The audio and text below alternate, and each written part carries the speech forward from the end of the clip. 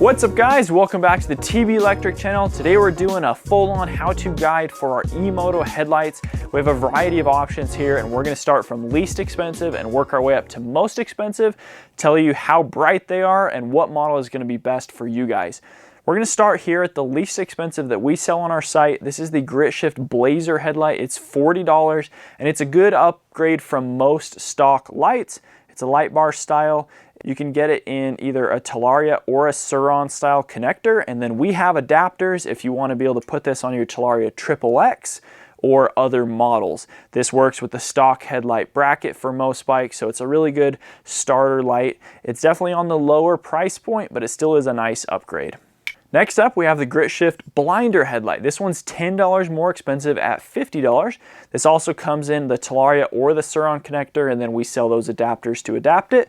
This also mounts to the stock headlight bracket for most E-motos. This one has a little bit better side brightness with these side LEDs. It does a really nice wide beam.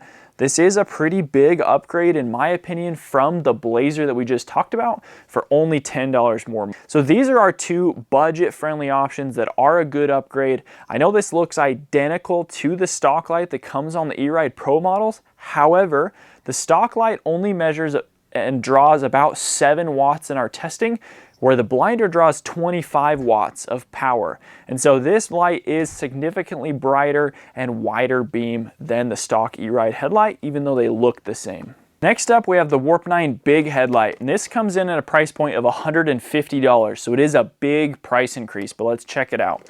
So if we open it up here, it's a big light. That's why it's called the Big Light. So there it is. And they have a really nice kit that they include with it to be able to actually turn it on and off. They have a built-in headlight switch for this product. They include the Talaria light adapter, so this will fit on any different model.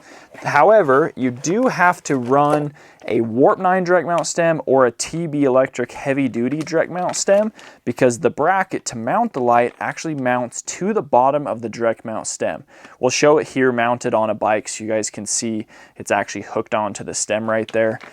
They include all the hardware and everything. This is a really nice light. It comes in at about 33 watts of draw, and it is brighter than the previous two models. Has a nice far beam and a nice wide beam. Really good option for $150. Our next headlight is also $150. This is the Gigigo GIO2 headlight. It's no secret, this is my absolute favorite, and it's the brightest of all the lights we're going to show you today. Let's check it out. If we open this up, this is a pretty small, compact light. It does have high beam and low beam that you can also run at the same time, and it has 3 different power levels. You actually turn it on the light itself here, and then an off button. So this technically has 6 different driving modes depending on how bright and if you want high beam and low beam together or not. They also include a headlight bracket. Most stock bikes already have a bracket just like this, and it will mount to your stock bracket. But say if you have a Talaria XXX, you can buy this headlight and our light adapter, and then this will replace your other bracket since it is different. The Gigigo is my favorite. I think for $150, it's a really good value because it is significantly brighter. It's 40 watts, it's the most powerful, and I love that it has all the different modes. Next up, we have the Warp 9 high output light kit. This one comes in at $200, so it is more expensive. Let's check it out. So if we open it up, this is technically a diode dynamic light. I don't really know what that means, but I ran this one for a while before I got my Gigigo, and it is a very nice light. Comes in at about 25 watts of power, so it's not as bright as the Gigigo or the Big Headlight, but it is a nice compact unit. Looks very similar to the Baja Designs S2 models that you guys have probably seen. They include a Talaria adapter in the box.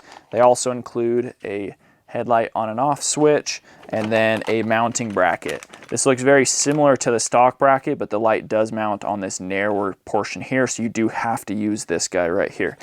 So this is a nice light kit. For me, it's on the expensive side. I would always just pick the Gigigo over it because it's significantly brighter and less money. Lastly, I've got to talk about the Baja Designs light. They have the S2 Pro, which is got a kit to make it specifically compatible with the E-motos. I've seen these priced between $180 and $225. So it's a bit more expensive than these other premium lights we've looked at. I don't quite understand why there's so much hype around the S2 Pro for Surrons and Talarias. Everybody absolutely loves that light, but in my opinion and on paper, it is not as bright as these last three that I just showed you guys, and it's more expensive. So just keep that in mind. For that price point, it's really pricey. It comes in at about 24, 25 watts. We have one. Reed's been running it for a long time. He actually combined it in this dual light setup that you see here with a GritShift Blinder and the Baja, so that you can have a nice floodlight with the light beam and the Baja shining bright. But my Gigigo is just as bright as both of those lights combined. So keep that in mind. Hopefully you guys found this video helpful. If you're interested in any of these lights, check out the link down in the video description. You guys can head on over to tbelectricmoto.com. And if you want a discount on a majority of these lights, use our discount code Talaria Boys. That will help you out. Thanks for watching. We'll catch you next video. See ya.